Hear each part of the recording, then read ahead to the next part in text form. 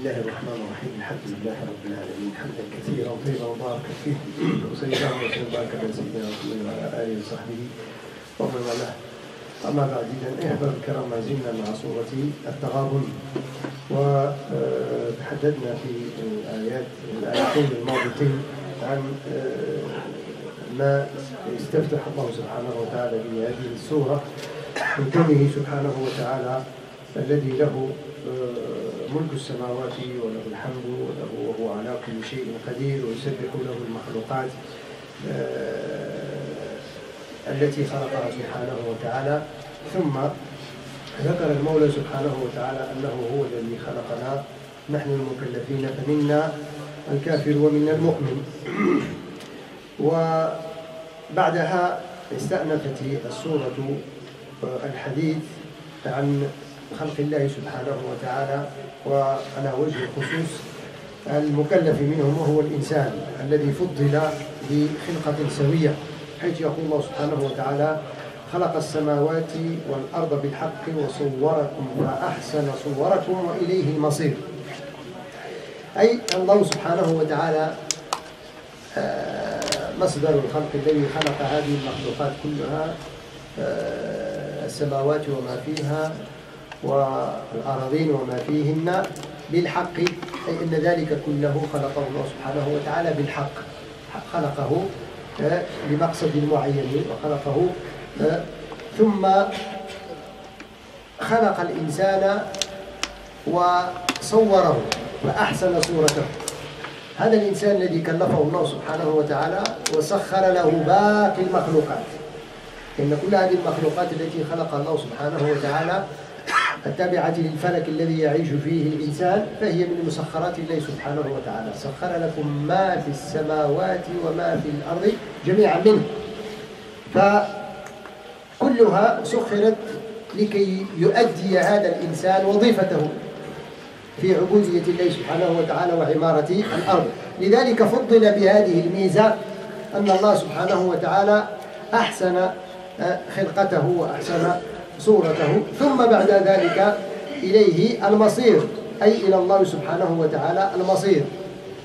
وإن كان الإنسان قد خلقه الله سبحانه وتعالى وسخر له هذه السماوات وسخر الأرض فأحسن صورته وفضله وكرمه سبحانه وتعالى، فليعلم أنه سيؤول إلى الله سبحانه وتعالى، أن مصيره أن يقف بين يدي الله سبحانه وتعالى ليحاسب على هذه الميزة، بحيث أن الله ميزه واصطفاه وجعله خليفة له وسخر له هذه المخلوقات كلها، فإنه لا مآل سيرجع إلى الله سبحانه وتعالى ليحاسب على هذه الفضائل وهذه النعم كلها.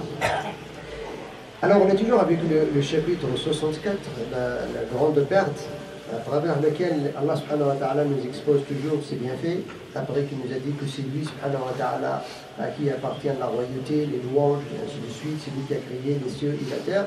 Dieu subhanahu wa ta'ala continue à parler de l'être humain, surtout c'est lui le sujet du message.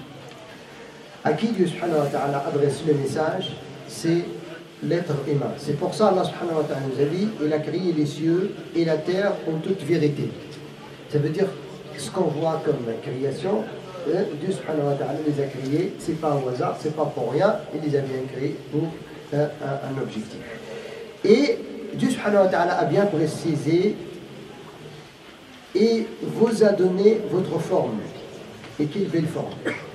L'être humain, Allah subhanahu wa ta'ala, il l'a créé dans une forme bien excellente, et il a préféré par rapport aux autres créations, plus que ça, Dieu lui a assujetti à son service toutes ses créations. Tout ce que Dieu a créé dans les cieux, dans la terre, et ainsi de suite, il est au service de l'être humain pour que cet être humain puisse accomplir sa mission sur terre. C'est pour ça qu'il l'a préféré. Il a créé de cette façon, harmonieusement, soit dans la forme, ou soit dans le sens où Dieu subhanahu wa ta'ala lui a donné la raison. C'est lui qui raisonne, c'est lui qui prend sa propre décision et il assume, il est responsable de ses décisions. C'est pour ça, Allah il a dit enfin, wa ilayhi al-masir, et vers lui est devenir. Ça veut dire, et c'est vers lui on va revenir. Alors pour bien comprendre, on ne va pas revenir vers lui comme ça, sans rien. On va revenir vers lui pour bien une raison, pour qu'on puisse rendre les comptes. On doit rendre les comptes. Certainement, on doit rendre les comptes. C'est pour ça Allah subhanahu wa ta'ala, il parle tout le temps dans le verset, et vers lui le retour. Vers lui le retour, c'est pas pour rien, vers lui le retour pour le jugement, vers lui le retour pour rendre les comptes, vers lui le retour pour savoir. Est-ce que vraiment on a accompli la mission comme il se doit? Est-ce qu'on est reconnaissant de cette création, de cette raison, de cette foi, de ces messagers, de ces livres que Dieu subhanahu wa ta'ala nous a révélés? يعلم ما في السماوات والأرض ويعلم ما تسرون وما تعلنون والله عليم بذات الصدور. علم الله سبحانه وتعالى لا يمكن أن يحاط به مهما كان.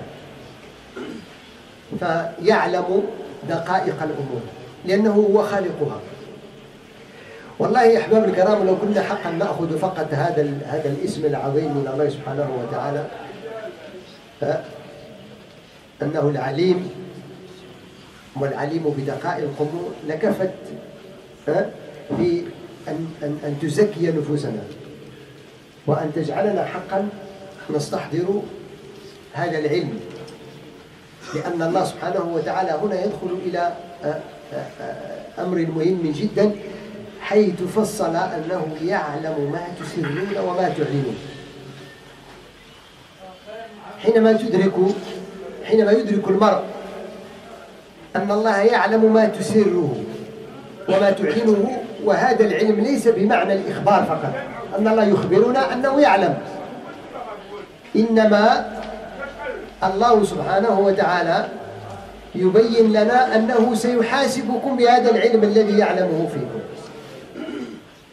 وهو مطلع على ما تفعلونه وسيحاسبكم عليه سواء علمتموه أم أخفيتموه. Dieu subhanahu wa ta'ala nous parle ici de choses qui sont très importantes.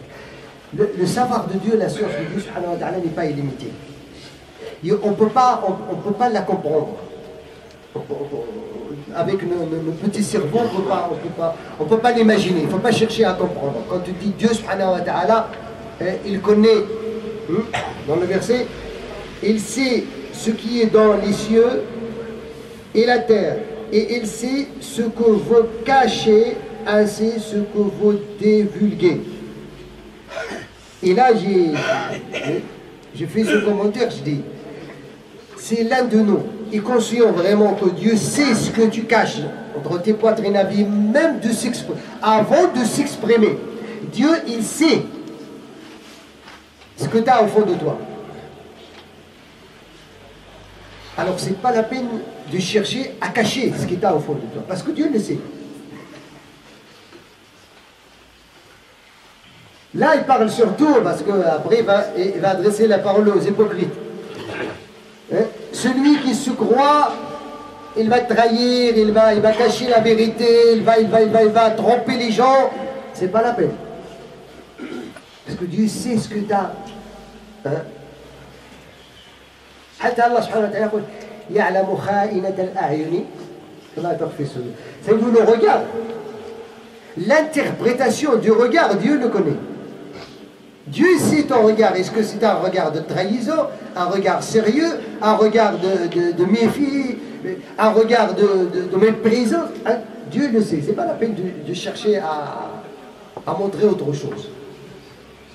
Alors si Dieu sait ce que j'ai au fond de moi, ce que je pense, ce que je crois, est-ce que je peux soi-disant prétendre que je crois étant donné que ce n'est pas la vérité?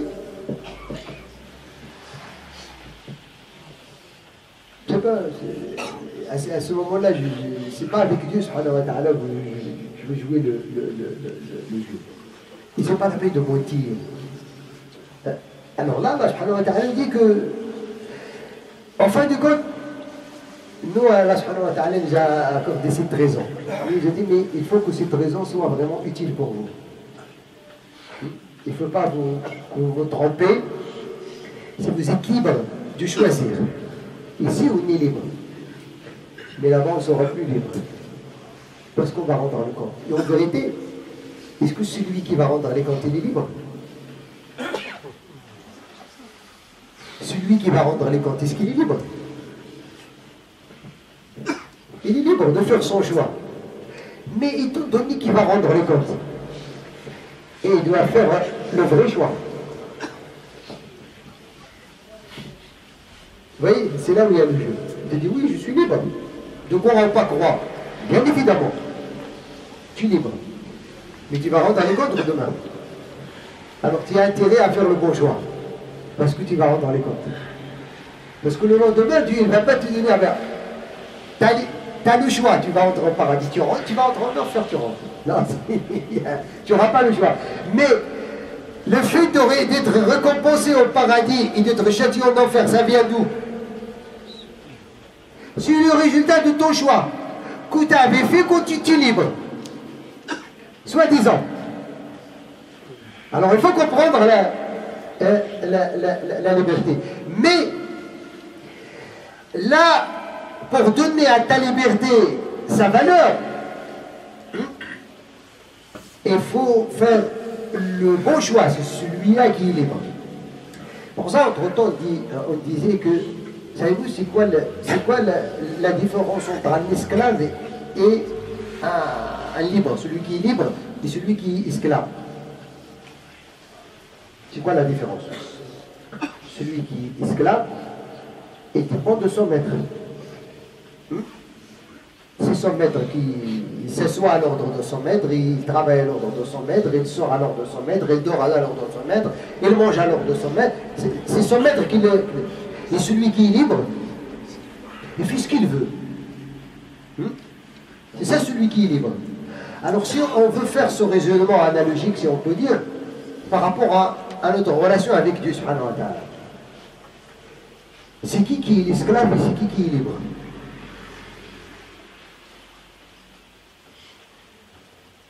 Oui. Le vrai esclave, non, pardon, le vrai libre, celui qui est vraiment libre, une liberté excellente et totale, hein, c'est celui qui arrive à se libérer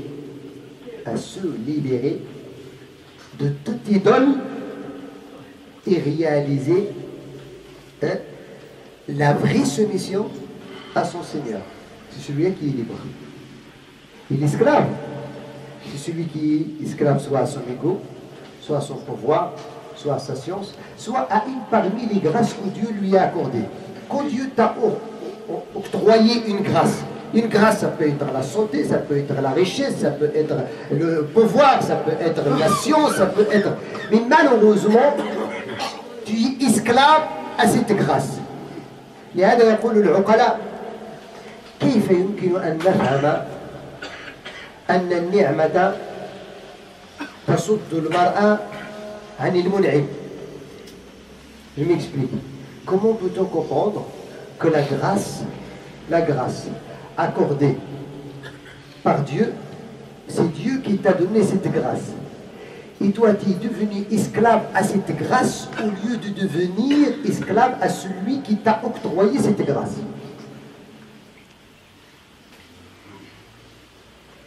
Nous, aujourd'hui, c'est notre problème. Quand Dieu accorde le pouvoir à quelqu'un, il devient esclave à son pouvoir. Il a oublié celui qui lui a accordé le pouvoir. Quand Dieu t'accorde la richesse, tu deviens esclave à ta richesse. Tu as oublié celui qui t'a octroyé ta richesse. Quand Dieu t'a donné la santé, tu deviens esclave à ta santé. Tu dis amin à tout ce que ta santé te demande. Tu as oublié celui qui t'a donné. Et par contre, il est capable de te priver de cette grâce. Alors le vrai libre, c'est celui qui arrive à utiliser les grâces dans la satisfaction de son Seigneur. Parce que celui qui l'a accordé, qui l'a octroyé. مباشرة ينتقل خطاب القرآن إلى التحذير. ألم يأتكم نبأ الذين كفروا من قبل فذاقوا وبال أمرهم ولهم عذاب أليم. لماذا؟ ذلك جاء التفسير ذلك بأنه كانت تأتيهم رسلهم بالبينات فقالوا أبشر يهدوننا فكفروا وتولوا واستغنى الله والله غني حميد. رب سبحانه وتعالى قال ألم يأتكم نبأ الذين كفروا ألم تسمعوا نبأ نوح. وهنا الخطاب للقريش على وجه الخصوص والخطاب عام في التنزيل. ألم يأتكم ألم تسمعوا بخبر موسى وخبر نوح وخبر لوط وخبر إبراهيم وخبر يونس وخبر صالح وخبر هود ألم يأتكم سمعتم أخبارهم. نعم. فذاقوا وبال أمرهم. الوبال هو المصيبة ذاقوا وبال يعني المنهج الذي اتخذوه. لماذا؟ لأنهم طبيعة الحال كفروا. وهذا الوبال هو ولهم عذاب أليم. لما؟ ذلك بأنه كانت تأتيهم رسلهم بالبينات. كانت الرسل تأتيهم بالبينات بالآيات بالمعجزات، ولكن ماذا قالوا؟ فقالوا أبشر يهدوننا؟ ايش كنت؟ يعني وكانوا ينكرون رسالة أنبيائهم رغم أنهم جاءوا بأمر لا يمكن أن يأتي به إلا رسول من عند الله كالكتاب والمعجزات فكفروا واستغنى الله. الله استغنى عنهم فعذب. منهم من عذب بالغرق، منهم من عذب بالصاعقة، منهم من استغنى الله عنهم فأزالهم على وجه هذه البسيطة. والله غني حميد، يعني غني عن وجوده. Alors Allah subhanahu wa ta'ala ici nous rappelle, après qu'il nous a dit voilà votre mission, on vous a créé, ainsi de suite, faites attention, et puis il nous dit ne vous est-il pas parvenu la nouvelle de ceux qui apparvient? Ça veut dire, il parle de les nations qui le précèdent. Ont aimé cru. Ça veut dire ce que vous êtes en train de faire vous, par de quoi. Et le message coranique il est valable jusqu'au fin du temps. Ces gens-là, ils ont mécru. Et ils ont goûté la conséquence néfaste de leurs actes. Alors Dieu nous parle de ceux qui abandonnent. C'est qui? Et surtout, les noirs Quraysh, ils connaissaient l'histoire de Noé, l'histoire d'Ibrahim, l'histoire de leur peuple, on parle. Leur peuple, Noé, comme on dit, subhanahu wa ta'ala, les a balayés, Houd, Salih, Tamoud, et ainsi de suite. Alors Dieu subhanahu wa ta'ala dit, ça ne vous rappelle rien du tout que, et surtout, il y a encore les traces de Tamoud, Ad, Madain, Salih, ils connaissent leurs traces. Pharaon aussi, il a encore ses traces jusqu'à aujourd'hui. Ils étaient là. Ils ont mécru. Ils ont traité leurs messagers de mensonges. Ils n'ont pas cru à ces messagers. Et qu'est-ce qu'il a fait Dieu subhanahu wa ta'ala? Alors, Dieu subhanahu wa ta'ala, après qu'ils ont détourné le dos, Dieu se passe d'eux. Et Allah se fait à lui-même. Il est digne de la louange. Dieu se passe d'eux, ça veut dire qu'il les a éliminés, ils sont partis. Ils ne sont plus là, à cause de leur mécréance. هذا فيه من التحذير ما فيه من التحذير ماذا؟ قد يصيبكم ما أصابهم. C'est quoi la menace? Vous pouvez subir ce qu'ils ont subi si vous ne faites pas attention. Dieu est capable de vous faire subir ce qu'il avait subi aux nations avant vous. وكان المشكل تعرفون كان مشكل قريش في عهد النبي صلى الله عليه وسلم وحتى قبل النبي صلى الله عليه وسلم كان الرسل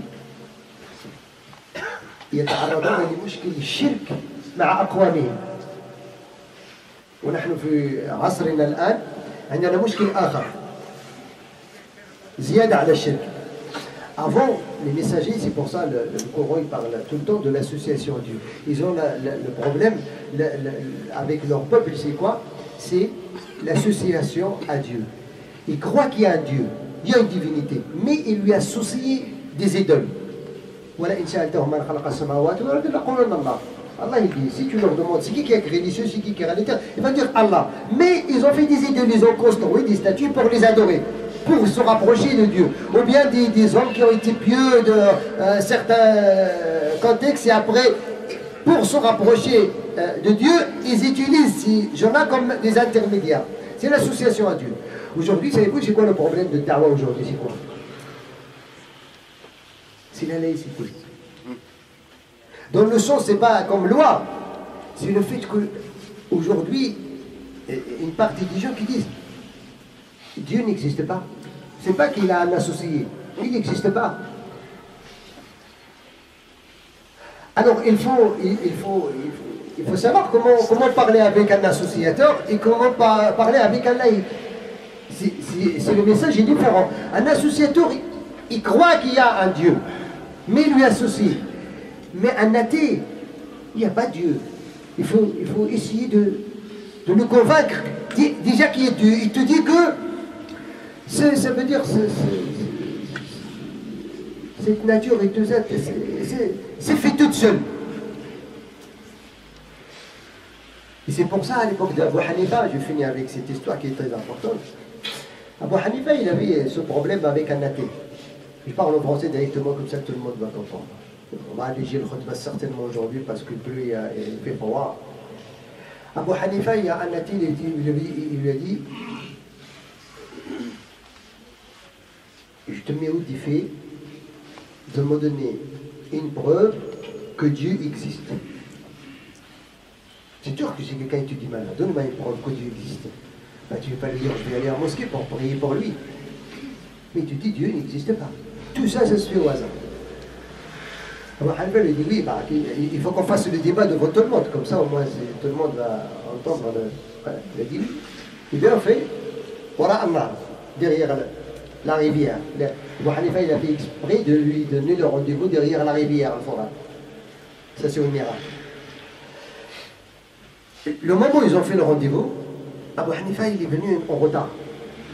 Ils attendaient 1 heure, 2 heures, 3 heures, mais... Hein? L'athée, il a dit à ses copains, on va regarder. Il n'a pas pu ramener l'argument pour que Dieu existe, il manque le rendez-vous. Tout à coup, Abu Hanifa, il est venu sur un petit bateau, bien je peux dire, un petit quelque chose comme ça.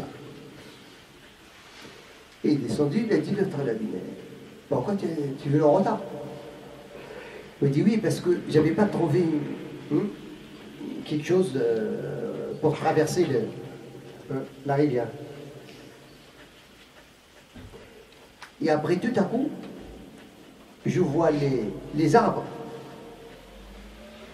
qui se sont plantés toutes seuls, et puis ils se commencent à se couper en planches, et ces planches se taillent et se mettent à se mettre en place jusqu'à ce qu'ils ont... J'ai pu trouver devant moi de quoi traverser la rivière. L'autre l'a dit, ça va pas la tête.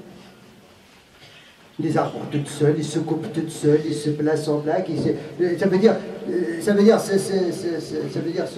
ce petit bateau-là, ou je ne sais pas quoi qu'on peut dire, il s'est fait tout seul. Et tu traversais avec l'air. Il lui a dit oui. C'est pas possible, c'est pas raisonnable. Elle dit, le débat est fini. Il dit, comment ça? Après, nous n'avons pas encore commencé. Après, tu nous as raconté comment tu étais venu.